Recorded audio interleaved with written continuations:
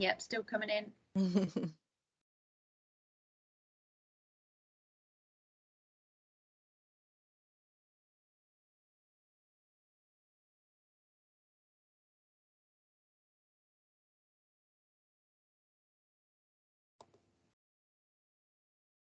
Lots of externals. Yeah.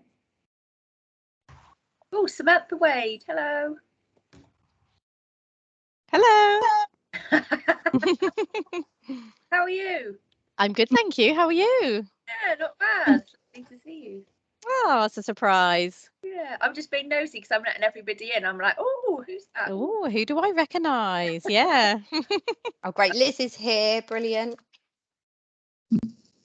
This is the Stephen Bitesize. We're just letting everybody in, and I'll set up the slides in a second for everyone. We'll just give everyone a couple of minutes.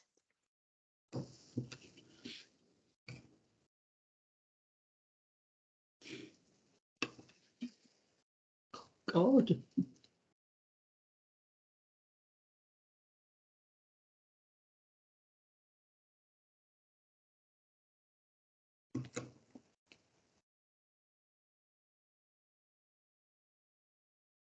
I can still hear the bibbing of people knocking on the door, Yeah, so we'll we're give it just 45 now, but there's still more coming. brilliant. We'll just give it another minute and then we'll start.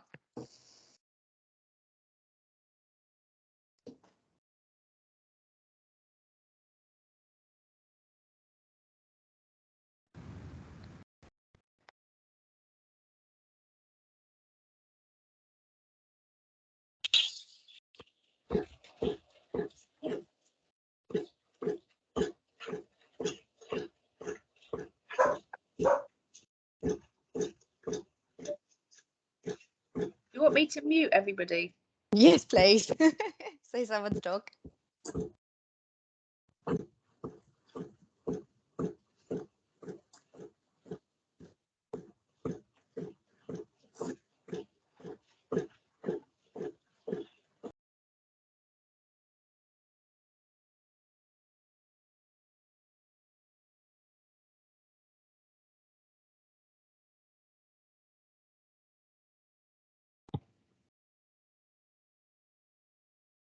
Still more coming in. It's 11:03. I'm just looking at my clock.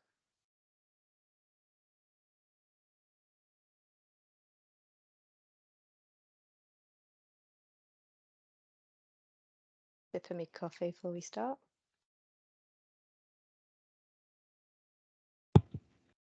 Right, it's 11:03. So good morning, everybody. Can everyone hear me and see the slides? Yes, Hoping thank so. you. Yeah, thank you.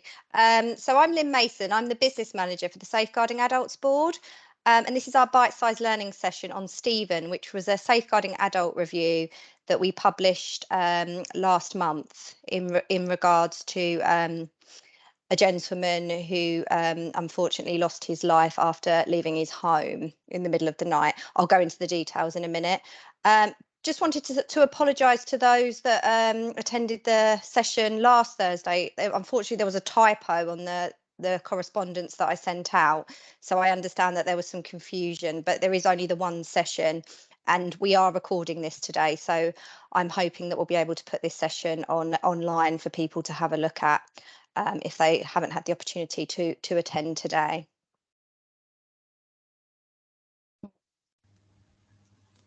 So just a bit of housekeeping for this session. It should last a maximum of 90 minutes. Just to ask, just so we don't disturb the speakers, if everyone could have their microphones and cameras switched off unless you're presenting. As I said, it will. I'm recording the session and it will be potentially added online. But if you have any concerns about that, you can contact me directly after the session. There's my email address.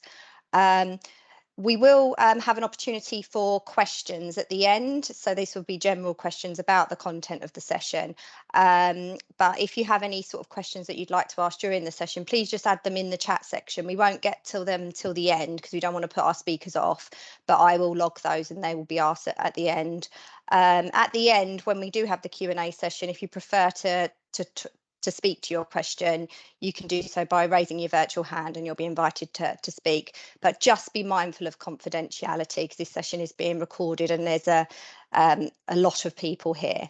And if at the end of the session, if you'd like to have confirmation of your attendance or have any feedback on the session, we do have some feedback forms. Please do email me directly. We will send out these, the slides will be available online at the end of the session. So just to say who the speakers are today, so you've got me for a bit, but just to just give a brief overview about what happened with Stephen. We've got Liz Tate, who's the Mental Health Social Care Services Team Manager at Reading Borough Council, who's going to go over the principles of effective risk management. And then we've got Katrina Reeves and Richard Cumbers from the tech team at Wokingham Borough Council to just give us some information about how tech could be used to support positive risk management.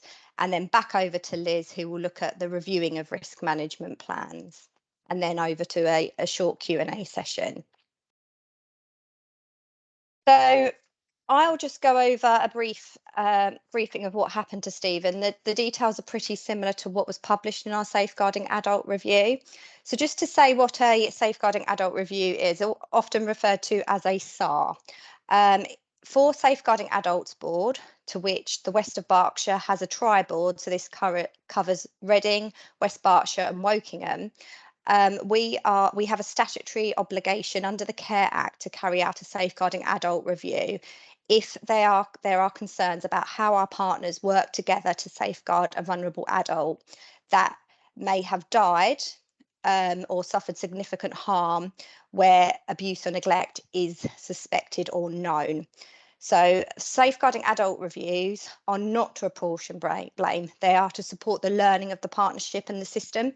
So that's why we have these sessions to promote the learning for this safeguarding adult review. So for this safeguarding adult review, this was in regards to Stephen. Stephen's a pseudonym. We've changed the details of Stephen's quite significantly because we didn't want Stephen's family to identify this case, because they did not want to be involved in the safeguarding adult review. This was a case, an issue that occurred right in the middle of the pandemic. So COVID does have a factor within the learning for this case. So Stephen was a 78-year-old man living with dementia. He lived in his own home with his partner, who was also his main carer. Stephen had 2 calls a day to support him, but this was cancelled by Stephen's partner early on in the pandemic. This was because Stephen's partner would be working from home and felt like he would be able to look after him, and they'd be able to shield together. Stephen sadly was found passed away in a public area in early 2021. He had left his home in the evening in a confused state and was not dressed appropriately for the cold weather. He was found early in that morning after being out all night. His partner raised the alarm but had fallen asleep and hadn't realised that he had left the home. It appears there was a known risk of Stephen leaving the house in a confused and disorientated manner, but it was unclear from the Safeguarding Adult Review how this information was used to effectively risk manage this risk. So the key learning identified from Stephen was there was no formal risk assessment in regards to Stephen leaving his home and the risks associated with that. The Safeguarding Adult Review said that there should be more support for professionals in regards to risk management, and that there should be a focus on relevant history to complete formal risk management, risk assessments and risk management plans. When the care was cancelled for Stephen at the start of the pandemic, this was accepted and there was no sort of assessment of risks around that, potentially the impact this may have on the carer, etc. So when Stephen did leave the home and passed away, the carer had returned back to work and was trying to manage without that support they had prior to the pandemic and prior to them cancelling the care, and that wasn't considered. There were reviews that were carried out by adult social care for Stephen, but it felt like they needed to be dynamic and offer more flexibility. So dynamic is characterised by consent, change or activity or progress. So really looking at sort of like just not taking everything at face value and really sort of considering sort of the situation that Stephen and his partner that were in at the time. Carers. So whilst Stephen's partner was identified as a carer and was offered a carers assessment, this wasn't done in a timely manner and there were missed opportunities. So for example, at the start when Stephen's partner cancelled the care for Stephen, those 2 care calls a day at the start of the pandemic, no reassessment of the carers assessment was taken, and it was identified further on down the line that Stephen's partner was under a lot of stress and pressure, so trying to support Stephen and carry on with their day job. What was also learned from Stephen was that professionals would have, he may have benefited from tech, so different sorts of tech, which our colleagues will go on to in a moment about sort of alarms and such like, and when he left the house. So that may have supported or managed that risk a little bit better. Mental capacity, this is something that comes up in a lot of our SARs. And what was felt like, whilst this was considered within the Stephen's case, there was no formal mental capacity assessment in regards to Stephen sort of having care and his whole sort of day-to-day living. A specific example for Stephen's case was looking at maybe using a GPS tracker to reduce the possible risk if Stephen was to leave home. So if when he did leave home on his own, people would be able to monitor where he was. So there would have been elements. So if he had the capacity to consent to that, then that would be okay. That's something that we could have used to support Stephen. Or if he hadn't had the capacity consent to that, we could have considered if that was something we could have supported Stephen to have under a best interests assessment. So what we do have a Stephen SAR practice learning guide. The report wasn't published in full, as I sort of explained earlier. This was just to ensure that Stephen wouldn't be recognised by his family. So that's sort of a summary of Stephen, but the link there below for the full report. I'm going to take you over to Liz Tate, who's going to go over some principles of effective risk management. Thanks, Lynn. Hello, everybody. There's a lot of familiar faces and names. It's nice. It's a shame we're not in a room, really, and I can't see you all. But if you don't know me, I'm Liz Tate. I'm the team manager for the mental health social care team in Reading. But I've worked in Wokingham for a long time before I came to Reading, and I'm a mental health nurse and an AMP and a BIA. And I'm not an expert in risk management, but I was given the job to come and, just to think through with you, really. I think it's helpful just to think through ways of doing it. So, as Lynn has said, the the little pop-ups are coming on and I can't see the slide. So one of the recommendations from this case was that there'd been a need for appropriate risk management. So what I'm going to try and do is talk to you about what it is and give you some suggestions of how to do risk management systematically. I don't think there is a right way of doing it, and it's done different. It'll be done differently. You'll have different forms and different templates and different settings. I've obviously worked in mental health services for a long time, and we've, in mental health, I think risk management has been it's been up there as a thing that is done for every case and reviewed regularly. And, perhaps that's something that we can bring into social care and safeguarding. So, as I've said, each area will have its own processes and forms, but, risk management needs to be, well, it really underpins all of our assessments, doesn't it? And there's a little black box on my screen, what is that? So it underpins all of our assessments and care plans, and it also should be, in many cases, a standalone process that we review.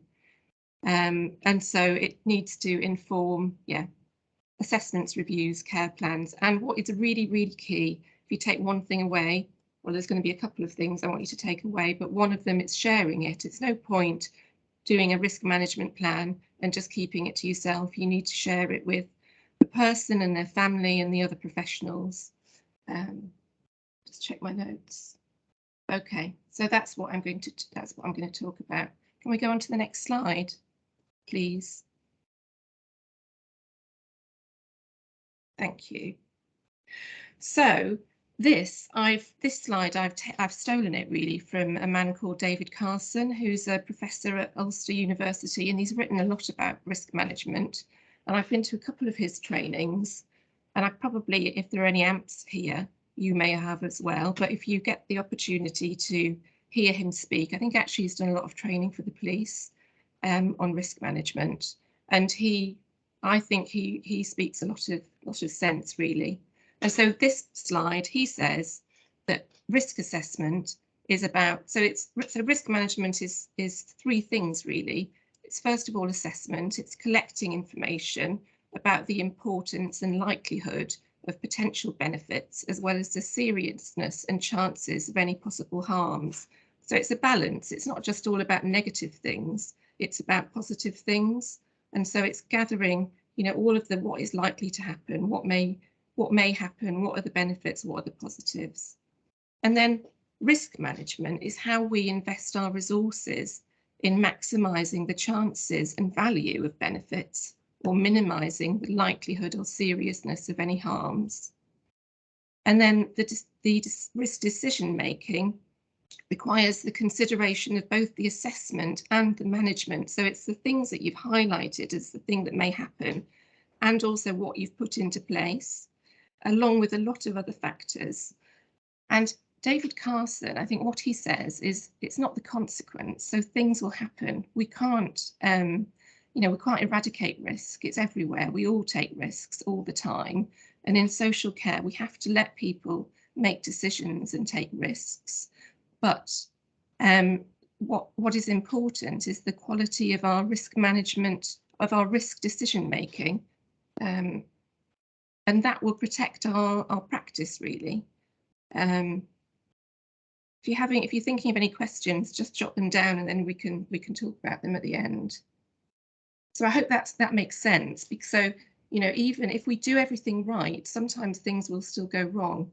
But if we've identified risks, put in a plan, explained our sort of rationale of why we're doing it this way and not another way, that's all we can do really. We can't wrap people in cotton wool and prevent everything happening.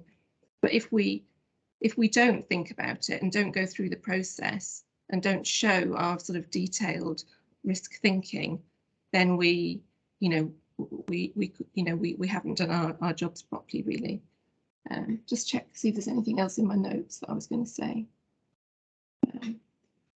Okay, and so actually, the other thing is, so when you're gathering information, you need to do it widely. So you need to think about the person, their family, the other professionals involved, the GPs, all of the other systems and the other records.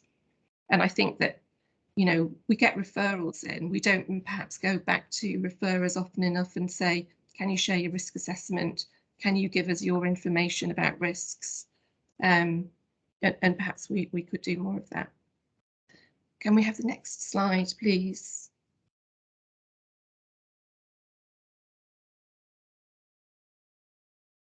Okay, hang on. Okay, so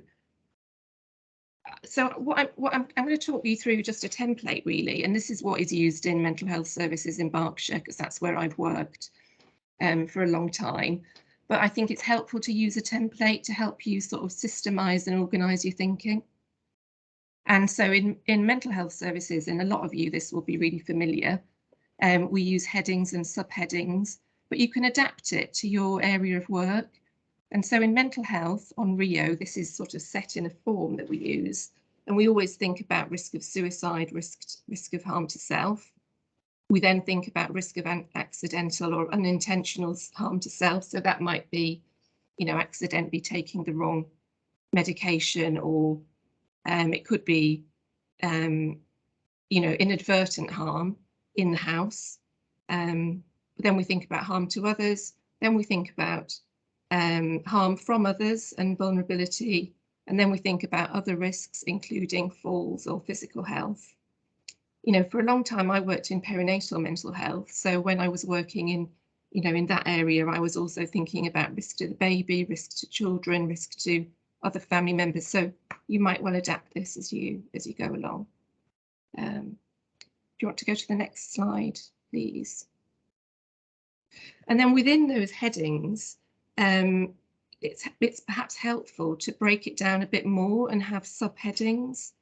And this is just an idea. This is some of what is used in mental health services with a couple of things that I've added that I think are important. But it's not, it might be helpful, to. So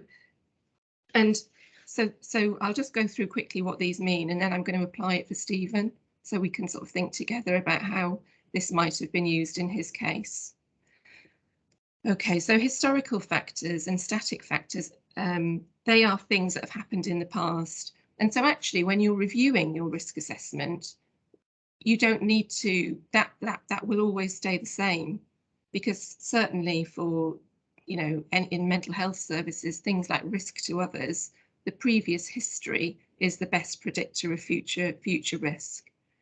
So if things have happened in the past, maybe suicide attempts, or people have been, so I'm thinking this is very much mental health service, people have been aggressive or assaulted people when they've been unwell, that would be up there, and it's a historical factor that you'd keep there.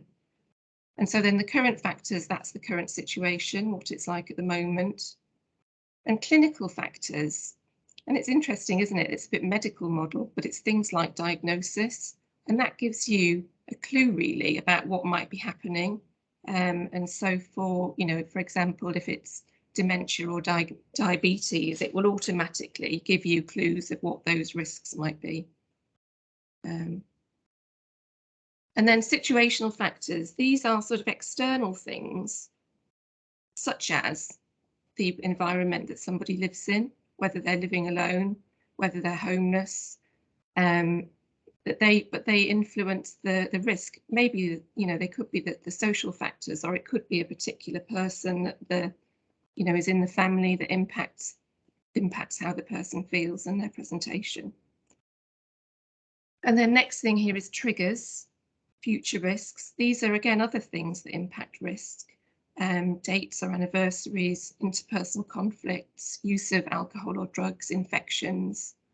So I find this just really helpful to help me go through and make sure that I haven't missed anything really. And then protective factors, they're the strengths really. That's what we're putting in place, and things that may reduce harms. And I guess we could also include in there, risks that people have always taken. So if people have always, lived or behaved in a certain way throughout their life, we might want to put that there as well, because that's an indication, perhaps later on, if they have dementia and they're losing capacity, it's an indication that, well, they've always, smoked or, walked, I don't know, on the cliff path or wherever, and they've always taken that risk. And it's helpful to know that, have that in there.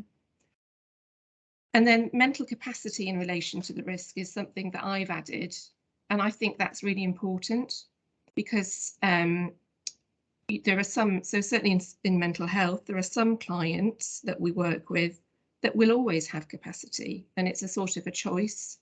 There may be a risk-taking behaviour that they're engaging in, but for somebody like Stephen, who I'm guessing he would have lacked capacity about the risk of him going out at night, I think it's important for us to know that, because that's, that would inform our risk management plan, wouldn't it? That we'd need to, and our contingency plan, that we'd need to make sure that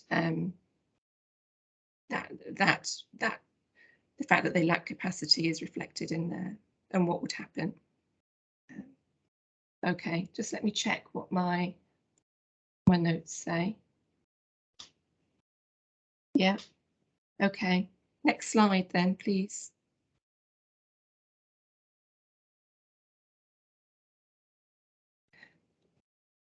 So we're still on this check the subheadings, and so the next thing is the sort of the rationale for your risk taking, your risk rating, and some areas like a RAG rating, excuse me, and so your risk rating, it's the analysis of all the things you've identified really, and the rationale for your decision making. And RAG ratings are all very well. And they might be helpful to just highlight something that is a high risk, but I think you have to be very clear which environment it relates to.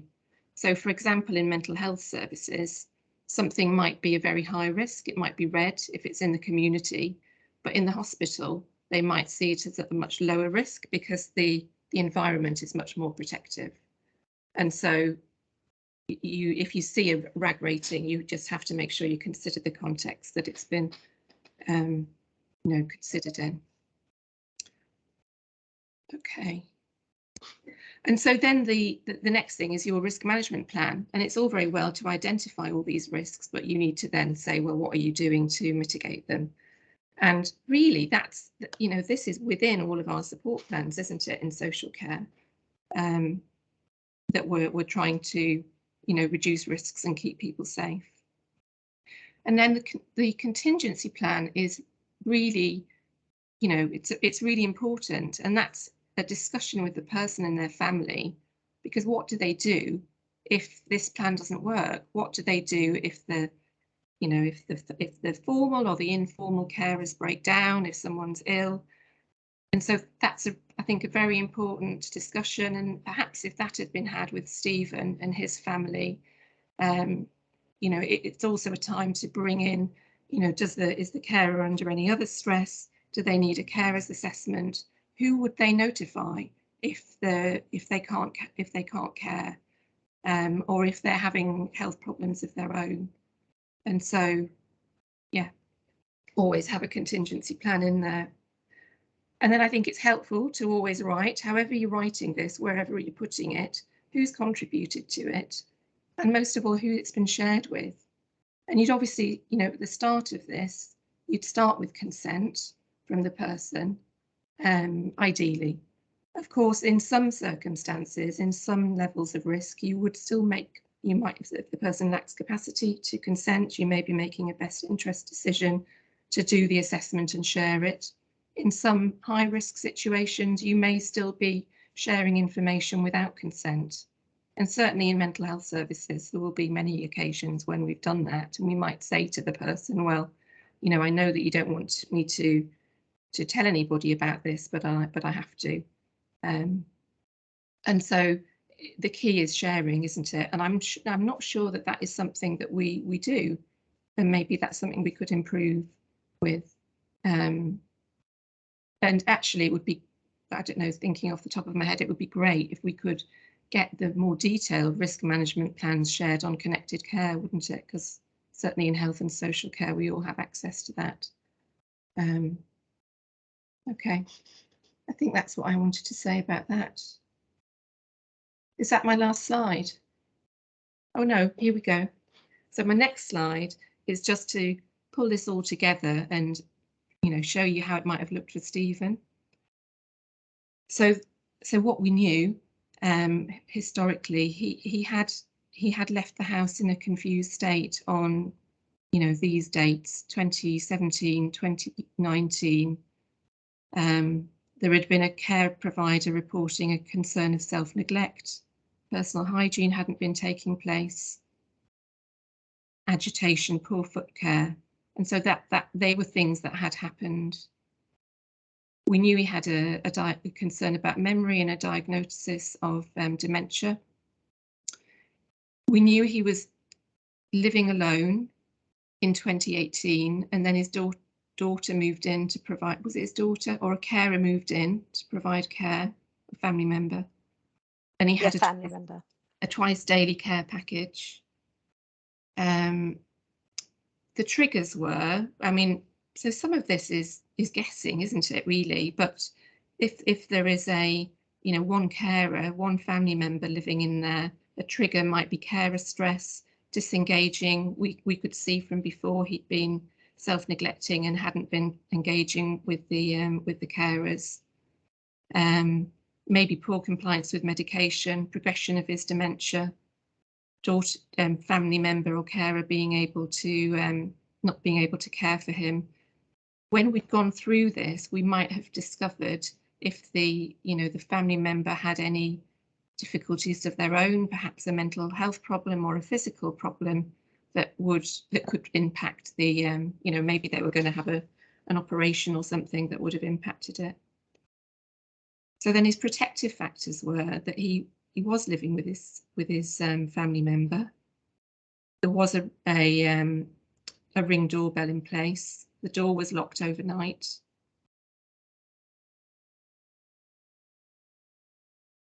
In relation to capacity, in relation to risk, he was probably assessed to lack capacity, but he was mostly cooperating with the care. Do you want to go on to the next one, Lynn? And so so this was just really, I spent just a few minutes pulling this together based on the information from the documents that I read. And so I would say that, you know, there would be a risk of misadventure in the community or in the home if he was unsupported.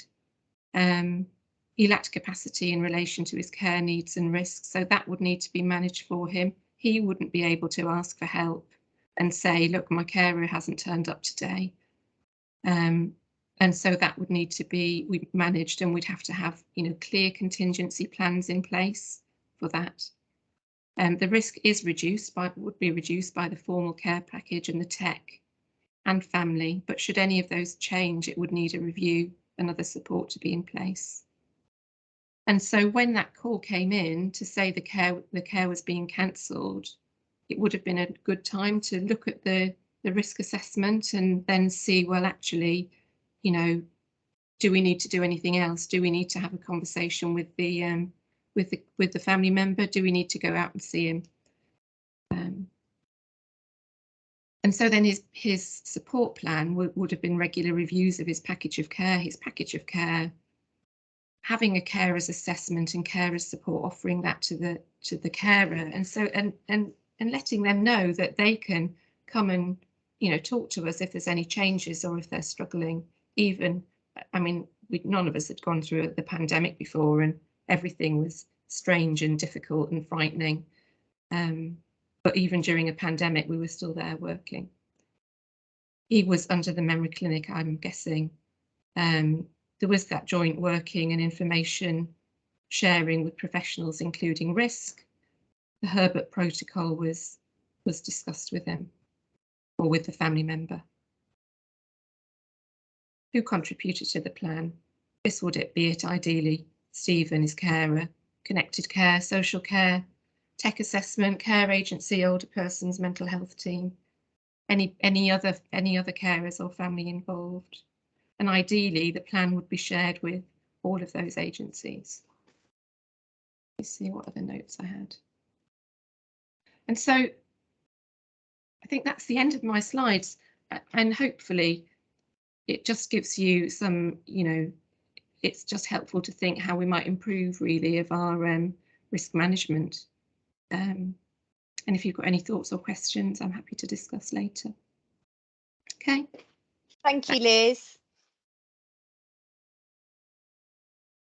So we're going to thank you, Liz. We're just going to go over now to Richard and Katrina from the tech team in Wokingham to go over how tech may have been beneficial in Stephen's case, and to prompt some thinking about any people that you may be working with now who would may benefit from tech. So are Richard and Katrina there? We are. Hello, I'm just going to put myself on mute and turn the camera off, but just let me know when you want me to go through the slides. Thank you. Right, I think the echo. Yeah, you've got your sound on.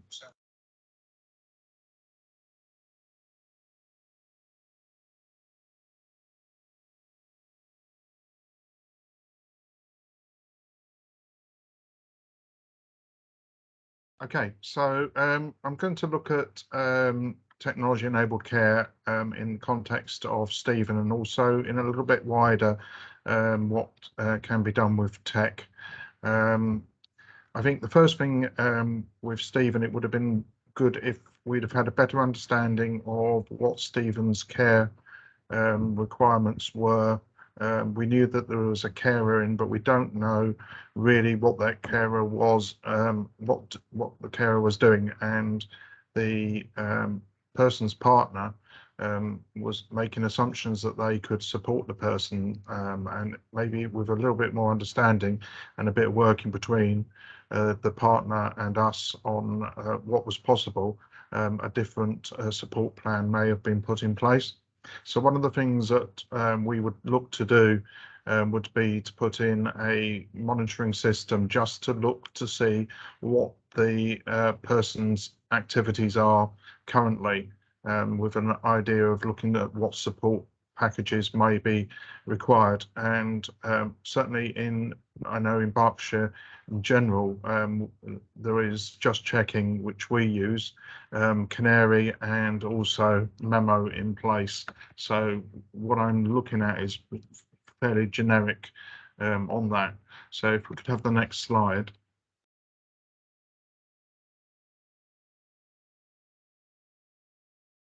So the idea is to put a number of sensors in the person's house to look to see what they generally do day to day, and any spikes in what they do.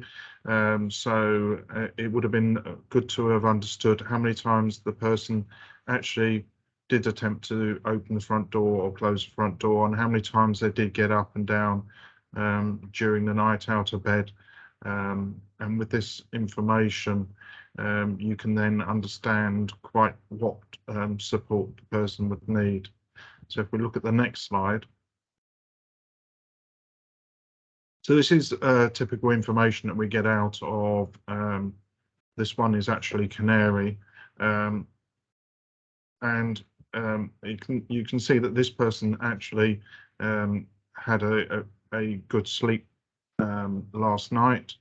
That they got up just before the care came in, because you can see when the carers come in, which is the two square boxes at the top of the slides, and how many times they visit the bathroom, and that they are getting up a little bit later than the carers leave during the evening.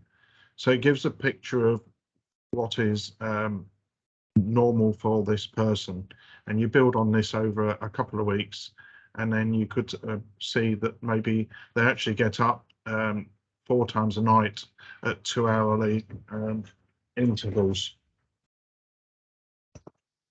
Just let Karina take her phone out. So I think there's a lot of difference between somebody getting up 3 times in the first hour or 3 times in 3 different episodes, and also how often the person goes out and whether the person comes back. So whether the person goes out and finds their way back straight away or not.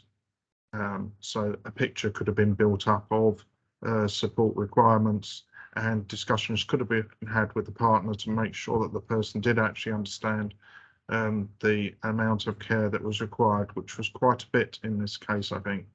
I think the other, just to say that the other thing that this person assumed that the Ring doorbell would alert, but unfortunately Ring doorbells have a habit of actually coming off of Wi-Fi, and also the beam that they provide can actually be quite short, and you can actually miss parts of the outside. So if we could have the next slide. So once we've looked at that and we've decided whether the person's what the person's care requirements are, then one of the other things that can be done is that we can use an app to actually indicate whether the person has left the home, and a carer or a loved one can to monitor this, and you can get alerts and text messages. So somebody's family who don't live with them can actually see if they have left the home and if they haven't come back, and you can set timers up to indicate that sort of thing and alerts. So that just takes that little bit further and takes it from the assessment into day-to-day life going forwards. Have the next slide. So the other thing would be a carers pager for ongoing support, and this could have alerted Stephen's partner that he had got out of bed, and also that he had opened the front door. And there are several sensors that you can add to the carers pager just to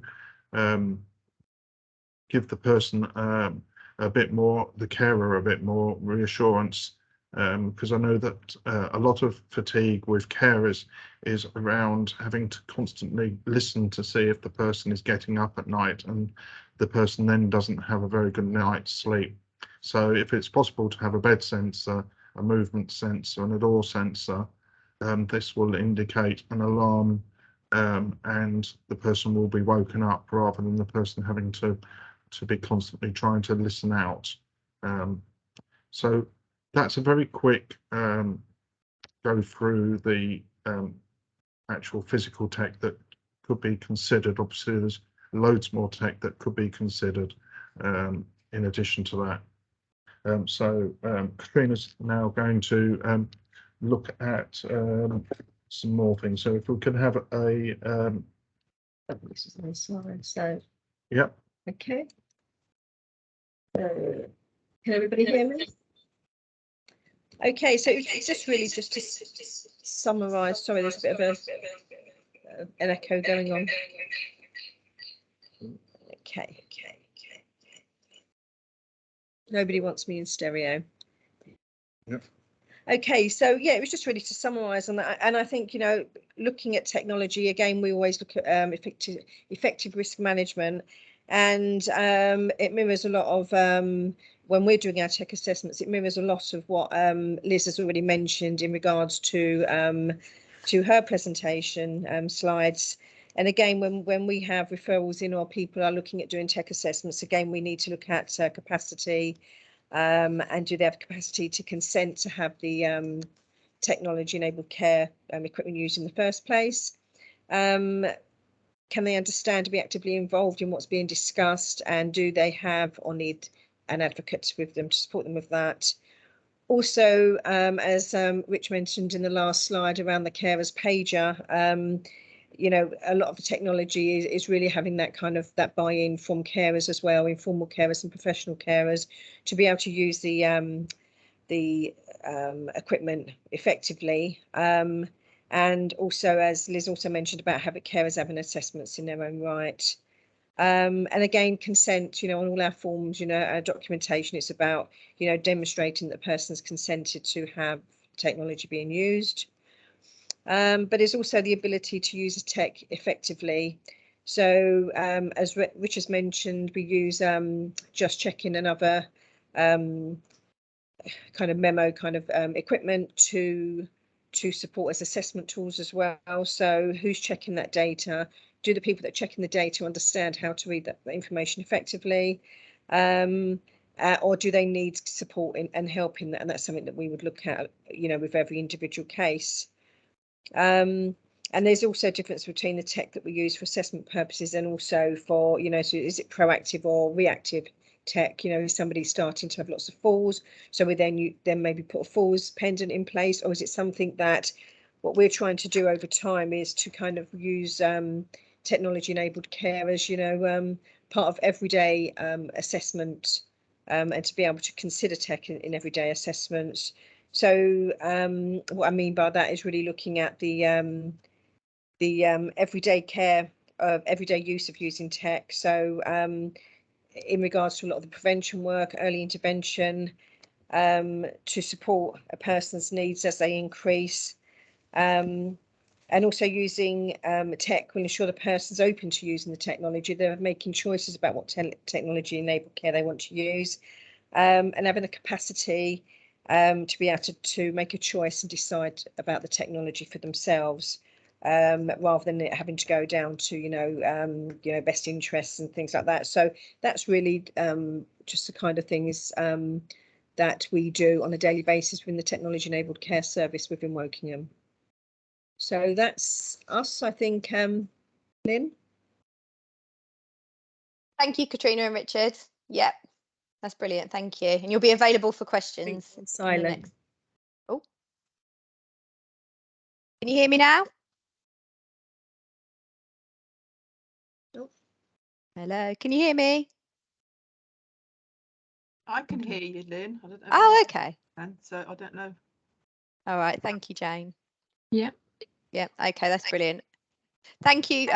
Katrina and Richard can't hear me saying thank you, but I am saying thank you to them for their presentation, and they'll be available for some questions in the next session, next section. So we're going to go back over to Liz, who's just going to touch on the reviewing of risk management plans, and this was an area of learning identified for Stephen. That we need, as I think Liz had touched on, that we need to be having contingency plans for our risk management plans, and that risk and the mitigations around those risks are forever changing. So Liz just wanted to point these areas out to you. So I'll just go over to Liz. Okay, thank you. Hello again. Yeah, so I think this SAR identified, didn't it, that there were missed opportunities to review the risk management plans. And really, I guess any change, any intervention, it is the opportunity to do it, and probably having a standalone risk assessment that, ideally that all of the agents, all of the health and social care partners have access to would be the ideal, but we haven't got that, so we have to manage by sharing and gathering information from each other. So the times that could have been an opportunity to review the risk management plan when the care was being cancelled by the partner, when the partner was working from home due to COVID, we could have just had a conversation with them and checked that they were happy managing, gone through the contingency plan with them, and just thought with them about the risk of him leaving the house, which had been identified previously. Again, offering of a carer's assessment, and when that is completed, it's another opportunity, particularly when the carer is providing a lot of the care, to review that contingency plan and make it, I suppose, let the carer know that they can come back if anything changes, because Stephen wouldn't be able to report changes himself because of his lack of capacity and condition. The next identified was at the point of the care and support assessment and review, there was no formal risk assessment or risk management plan completed.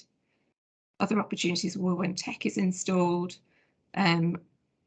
when the care agency was raising concerns at the memory clinic review, GP appointments, the concerns were raised with the GP by Stephen's partner in relation to his dementia progressing, and that wasn't shared with adult social care.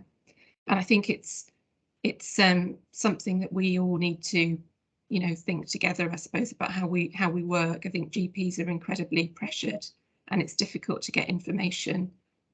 Connected care is progress, isn't it? But perhaps I don't know how we would go around getting that adapted to having risk assessment on it. But I think it's good to go back to the GP and ask for more information and have that dialogue with them. And then, of course, the COVID welfare checks. Attempts to contact Stephen were unsuccessful and there was no follow-up. And an MDT meeting would have allowed multi-agency review of risk and plans in place to mitigate them. And I think, now that we're all good at Teams, and Teams is brilliant, isn't it, for that? You can very easily get people around, together for 15 minutes even, just to have a discussion about a case and share the risks.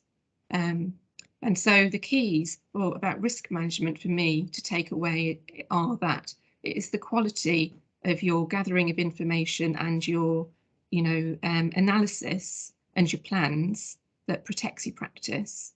And then the key thing is to seek information from multiple sources, share it, and review it at every opportunity. I think that's me, Lynn. Thank you. Thank you, Liz. I just wanted to sort of touch on, before we go on to questions, is the Mental Capacity Act. And as I've said, that this is learning in regards to the application of the Mental Capacity Act. It repeats I think in all of the SARs we've conducted since I've been in post over the last 4 years. So in Stephen's case, mental capacity was considered, his mental capacity was considered, but there was no formal mental capacity assessments or best interest decisions were completed. So we need to be really mindful of that. And as professionals, when you're going in, you're always considering someone's capacity.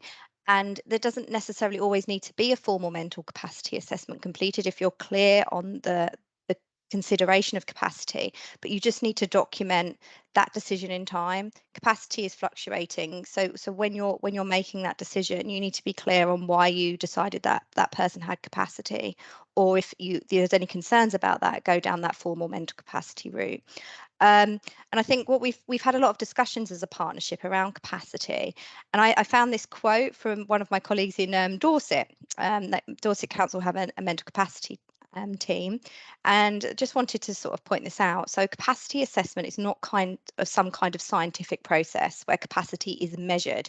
It's a social interaction, often with hugely higher stakes for the person being assessed. It's a conversation, so having that conversation with that person to identify if they do have that mental capacity to make that decision at that time.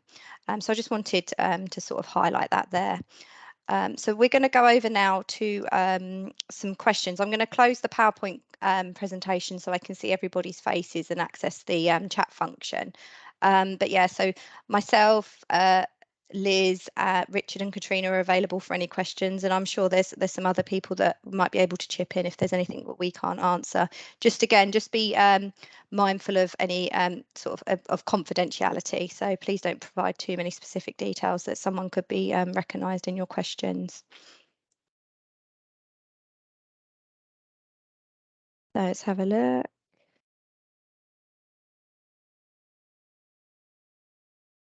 So we haven't got any questions as such. Is there any questions from anyone?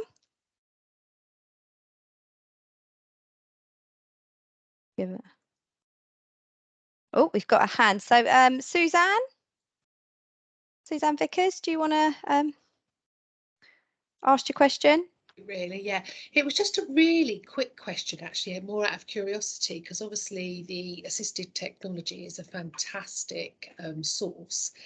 What I wanted to know, and what a lot of the client group out there worry about, is cost. So is there a cost implication to it? So are people expected to fund that technology themselves, or is some of it funded, or does it depend on what their financial situation is? That part of the assessment process? Hi there, Susan. Oh yeah. Hi. Yeah, I'm happy to answer that. We at Wokingham, the equipment comes out of an equipment budget that's funded through Woking Borough Council social care. There are additional costs that could be incurred by the customer, and that may be things around if it was a responder service. Yeah. So, for example, if somebody is using a pocket pal from Forest Care, it's okay. We're just getting rid of don't you just like. Oh, lost them. Oh, they are. Go. Oh, there we go. We're back. You've now got us in stereo. Yeah. Yeah. So basically, so if somebody has a pocket pal or something like that they're funding through Forest Care, then that's a weekly cost that's incurred. If it comes under preventative, so if we are looking at something that will under the prevention strategy for Wokingham, then we will cover the cost of that, and any add-ons that are required to go onto that falls pendant to pick up, we can actually add that from our supplier, which is NRS, based in Reading.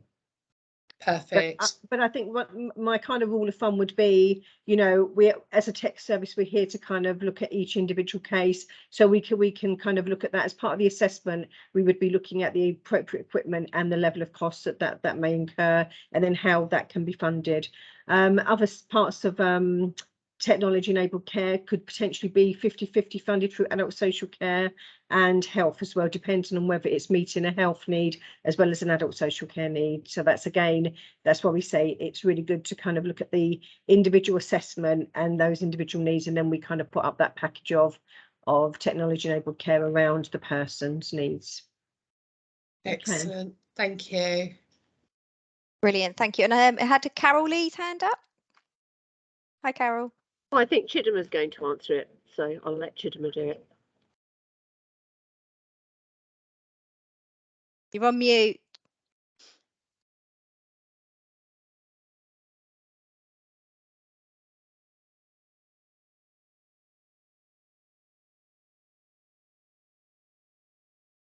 We can't hear you.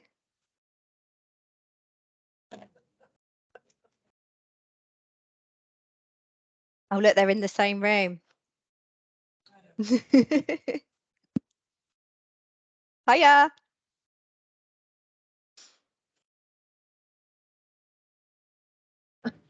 Can you hear me? Sorry. We can hear you, yeah. Oh, sorry. Okay. Yeah, my name is Chidima. It's quite interesting to see Richard and Katrina here. I'm tech lead for Reading Borough Council Adult Social Care, and we're quite a new team, our tech team, as well as, you know, the tech service. Just briefly to answer the question asked about funding, when we started our tech service, it was a project and it was piggybacked on our equipment service. So the cost of that came out from there. But even now, our team, we've now been created as a team within adult social care, and it's still being funded to service users. And that's, sorry? It's free. Yeah, it's free to service users, and that is the equipment and the monitoring. And the rationale for that is that we know from even health colleagues that once you mention, you know, the service user bearing the cost, they have the tendency to decline the service, which has a spiral effect on everyone else. They go home before they come back into the hospital and all of that. So, but what we clarify is that at the moment, this is our policy, but it might change in the future when we review our pricing policy. But also to add to that, where we have, and this is for tech that is within the core stock, you know, NRS core, the catalog. So where we have tech that is off the shelf tech, for instance, or for service users out of the borough, then we'll be looking at things like DP, direct payments, to fund that for the service users. So those are some of the ways we pay for tech. Hope that answers. Carol, do you have any? I was just going to say, everyone should just be referred. If there are concerns, just refer, and we will then pick it up with the service user, but don't let the service user be put off by the funding. Yeah, there is also the CHC and all of that. We don't try not to get involved with that. As you know, the service user is at the center of what we do, so we wouldn't allow that to stop us from offering a service, and we let, at least at my level, I thank God I don't have to deal with that. I let senior management deal with who is paying for it, but our responsibility is to offer, you know, tech as part of, you know, our adult social care intervention. So I hope that, yeah. No, that answered it, because I know that is one of the challenges. As soon as you mention there potentially could be a cost, you've lost that client participation, haven't you? So it's really nice to know that we can give that reassurance to the services that can then speak to the service users to say that it's not necessarily the case. Excellent, thank you. Thanks ever so much for that. We have actually got a project coming up in Reading, which is part of digital inclusion. It hasn't started yet, and it's with Intelligence Lily, which is a very even more sophisticated version of in checking Canary, that kind of environmental home monitoring. But it also will monitor people's health. So that's going to be something we're really looking at in Reading as part of a project. And I think something will come from that in a way of helping people with significant difficulties at home and understanding what's going on. I mean, you can use tech as an assessment tool, and then you can use it as a kind of risk reduction tool. So it's got two hats, really. That's brilliant, thank you. And just to say, the Reading Tech team sent round a newsletter. I think it was last week, and it was brilliant. So I just wanted to say thank you, thank you very much for that. It's really helpful. So, and I like the case studies that came with it. So so for colleagues in Reading, have a look out for the Reading Tech sort of newsletter. But yeah, I thought it was really well written and clear to understand, so thank you. Is there any other questions for anybody before I go on to the last bit of the presentation? No? Okay, well, if you do have any specific questions to this presentation, you can always come via me on my email, and I can I can try my best to answer or speak with our colleagues and get back to you. But I'll just go back to our presentation just to close the session off. So we'll give you a bit of an extra time, bit of an early lunch break.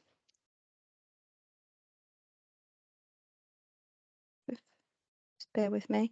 So yeah, just to point out here, so for any sort of further information or support, there's a lot of hyperlinks on here, but again, I will share out the presentation. So the Stephen SAR, it's only a 2-page practice learning document. It's available online. Please download it. You can share far and wide. It's public property. You've also got the NRS, so they're our supplier in Berkshire, Telecare Equipment. They've got their own website to give you a bit more information. If you want some more info, so Berkshire have safeguarding adults policies and procedures. So this covers the west of Berkshire, but we also work with our colleagues in the east. So it covers Bracknell, Windsor and Maidenhead and Slough. So we have a website dedicated to our safeguarding policies and procedures. They can go there. If you have any questions, obviously we'd always refer you to your line manager or your safeguarding lead within your organisation. If you do have any concerns in regards to safeguarding, we do have a safeguarding adult board escalation process that you can find, and a MARM, which is a multi-agency risk management framework, so which is an opportunity for agencies to work together to manage risks where maybe a safeguarding pathway or a care management pathway is not appropriate. Again, there's lots of information on our website in regards to that. We also have a board learning and development schedule, so anything that's relevant to safeguarding or any key learning or our priorities, any sort of free training courses or open up to the whole partnership can be found there. That's constantly updated. And as I said, we've got the tech team email addresses there for Wokingham and Reading. I also wanted to say as well that I forgot to put this on here as we was talking, because this focus is quite heavily on Stephen's carer. That the local government association produced a carers briefing. So just some learning of the impact that COVID had on carers, because it did really impact on carers' stress. And that's on our website. What I'll do is before I share out these slides, I'll add that briefing on there, but that gives some sort of helpful case studies and tips in regards to working with carers. As I said, if there are any other questions or you want to share any examples of good practice, if you've got some good practice examples where techs work really well, that's in a short case study that we could promote, that would be really helpful, because with safeguarding adult reviews, just by their nature, it's often where something has gone wrong. So we would really like to promote good practice. That's why I really like the Reading sort of newsletter about how that works. So anything you feel that you could share with us, that would be great. There's our contact details there. And I'll share this slide out, but we really need feedback on these sort of sessions, what good and bad, so we know do they work well, is there different ways of doing them and such like. So if you could spend 5 minutes giving feedback, that would be really appreciated. But that is us. If anyone wants to be added to our mailing list, so this is just so you can get any sort of published safeguarding adult reviews, briefing notes, etc., directly to you. So you'll be added to a board mailing list. Please just contact me and I can add you onto that. Trust me, it's not streams of information. It's a couple of emails at most a month. So if you'd like to be added to that, just please let me know. But yeah, that's us done.